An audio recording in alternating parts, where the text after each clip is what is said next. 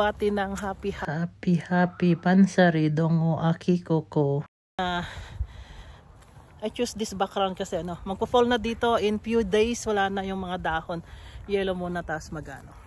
Ayan, happy Mansari dongo, I love you. Alam ko naman na I will never be perfect, pero dahil sa'yo, you choose to love me for who I am, and pinipili mong sino man yung nangailan ng tulong, nandyan ka, and you give them advices na totoo, yung according to community ng talaga YouTube.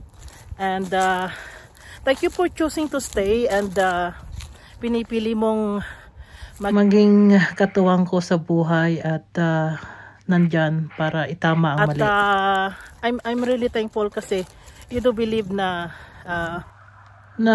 there is good in me, and you do believe na there is future for both of us. Happy 10th Mansari dongo, I love you dongo akiko ko.